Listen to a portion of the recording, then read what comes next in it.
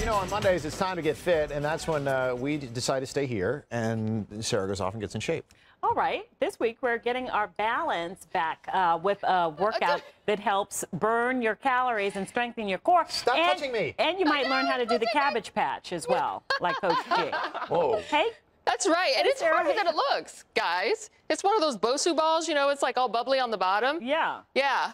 Definitely. This is the harder way to do it. Yeah, you had to go to level 3, of course. You know, I had to bump you up, Sarah. That's right. He's my trainer, you know, so he's whipping my hiney. So tell us why balance is so important, you know, in a workout. You don't think so much about it, like it's going to burn calories, but it does. Exactly. So many times we unfortunately think about balance training as something that just elderly people need to work on, or my weekend warriors who are going out there trying to really work on a workout. But the thing about balance is if you don't use it, you're going to lose it.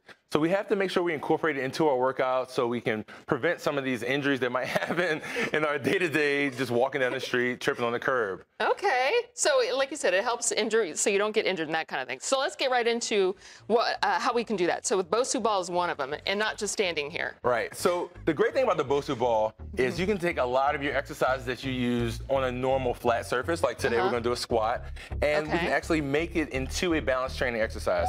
So the key thing with the balance training, we're still going to work your quads and your glutes and your hamstrings, but we're going down into our squat nice and slow, trying to keep the form that we would as if we were on the flat surface. Wow, everything's working. Right. So if I had you doing this, we would start off with 3 sets of 12.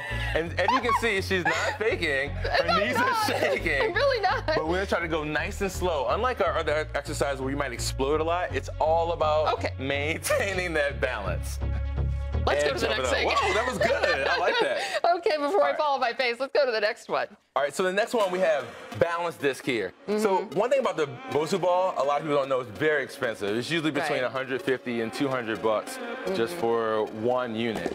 So one way we can die down on a little bit of that cost is use these balance discs here. And we can do a lot of the same exercises. Today we're going to show the lunge. So this one's a little tough, so really focus on pulling that core in, keeping that stability the whole time. We're going to step out into the disc.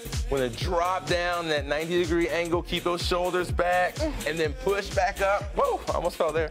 And how many of these should we do? So we're going to do, again, we're going to do 3 sets of 12 of these starting off, but it's nice about going slow and steady the entire it's not about how time. Fast. Right, and you got to keep that smile on your face the entire time because that keeps the balance going right. I'm trying to concentrate. All right. So you're saying we have to look like it feels good? Of course, of course. You gotta, if you don't look good, you don't feel good. All right, so there's that. Excellent. What's your last exercise? So last one.